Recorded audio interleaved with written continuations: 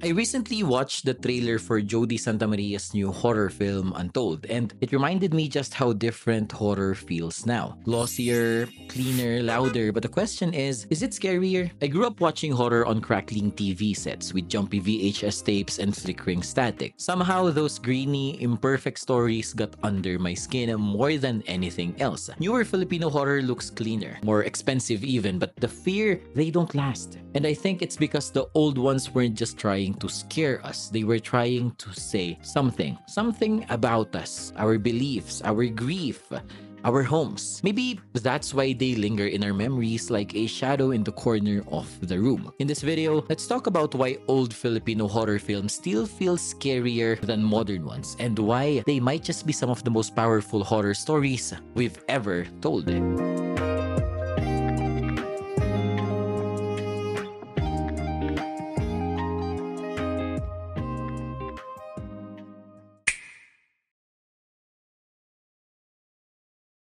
Old Filipino horror wasn't in a rush to scare you. No, it lingered, it whispered, it let silence do the talking. It used candlelight, shadows, creaking doors. Things we knew, not jump scares, not CGI, just dread. Real, slow dread. Old Filipino horror understood the art of patience. Instead of jumping at you with loud stingers or CGI entities, these films let fear creep in slowly. The horror wasn't in what you saw, but in what you thought you might have seen. Patayin sa Sindak si Barbara builds dread from silence and grief, with long, drawn-out scenes where the camera almost dares you to blink. In Wag Mong Buhayin ang Bangkay, the tension builds in quiet, candlelit spaces where characters speak in whispers and doors creak like they're in pain. Directors leaned on quiet sound design, long shadows, and minimalist scores to stretch out the suspense. Today's horror often trades that quiet for chaos, fast cuts, multiple jumps, and loud soundtracks, but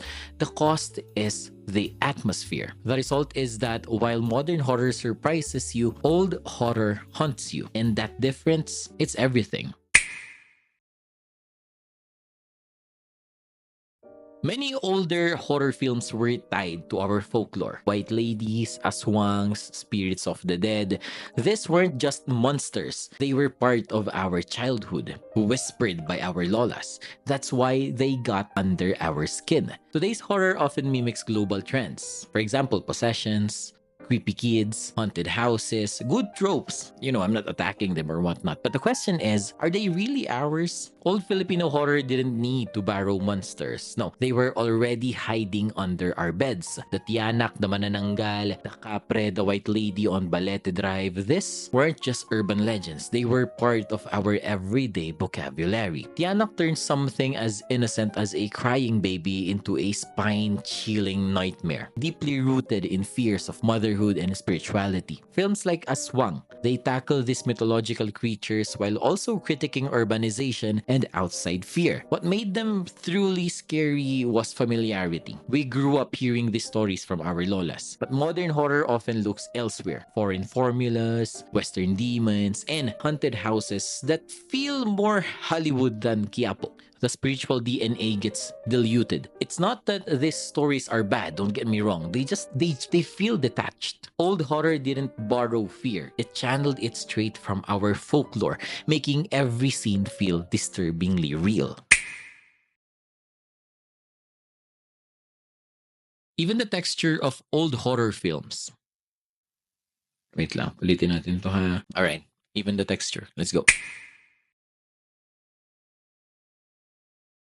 Even the texture of old horror films, grainy, raw, almost dreamlike, made everything feel more unsettling. New horror looks crisp and clean, but sometimes that polish erases the tension. There's a kind of visual unease that comes from old camera work. The grain, the muted colors, the muffled audio, it almost makes the experience feel like a memory or worse, a recovered nightmare. There's a gritty rawness to it, to old horror, that modern clarity just can't replace. The film grain, the washed out colors, the analog sound, these weren't just technical flaws. They became part of the experience. Watching these films almost feels like sifting through an old diary you weren't meant to find. That visual imperfection creates unease, like you're watching something cursed or even forbidden. Modern horror, on the other hand, is pristine. It's 4K, color graded, crystal clear, and somehow less haunting. Old horror directors like Feke Galiaga or Celso Ad Castillo leaned into darkness, practical effects, and camera limitations to unsettle you. A flickering candle could create dread. A camera staying too long in a hallway makes you scared. With today's tech, the fear is sometimes too polished to feel personal. The old films, with all their rough edges, felt intimate, like nightmares recorded on tape. Old horror felt close, too close, because they took place in houses like ours, families like ours, with ghosts that didn't just haunt, they belonged. The scariest thing about Filipino horror or old Filipino horror isn't the ghosts, it's the setting. These stories happened in homes that looked like ours, with families like ours, where trauma wasn't supernatural, it was more domestic. More than monsters, what terrified us in old Filipino horror was the setting, because it looked like home. I recently had a review on Pasham. You could check that video out, and man, this movie feels like it hits close to home. So you could go and watch it. The Bahay na Bato, the antique mirrors, the prayers, the altars with flickering candles and whatnot, these weren't movie sets. They were our tita's houses. The horror was familiar, right? Pasham does this perfectly. The story unfolds during a traditional 9-day wake, tying grief and ritual together in a way that's both spiritual and suffocating. The house in feng shui isn't haunted just because of a cursed mirror. It's haunted because it's tied to dreams of escaping poverty. These films knew that the Filipino home isn't just a backdrop. It's a container for trauma, for superstition, for memory. When old horror set its stories inside our households, it wasn't just trying to scare us. It was showing us the ghosts that we already live with.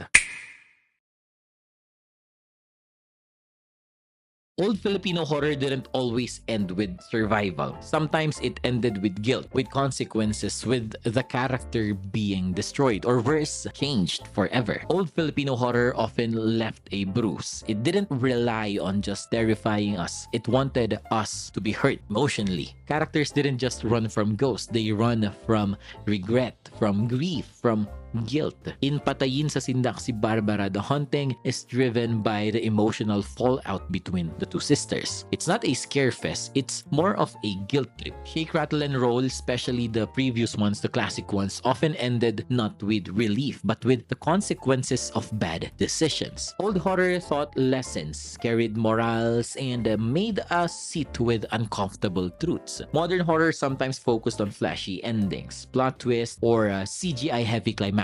And while that's exciting, it doesn't linger the way emotional horror does. The older films understood that fear is more powerful when it's personal, when it touches something deep, something we don't talk about. And that's why those stories, even decades later, still follow us into the dark.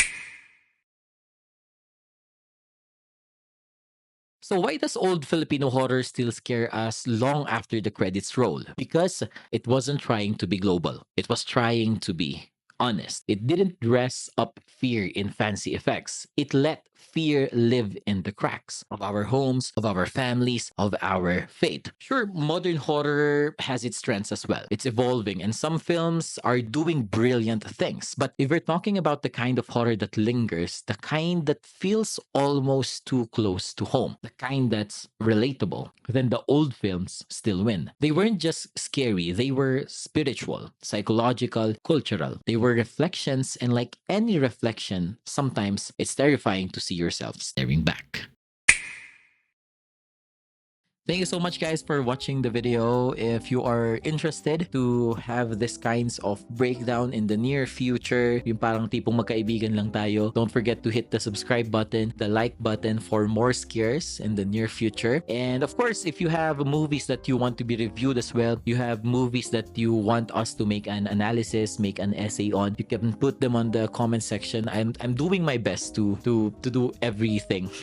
I can only watch like 2 or 3 movies in a day, but rest assured, I am doing my best to cover everything and anything related to horror movies. So if you're excited for the future things to come, subscribe now, and I'll see you on the next video.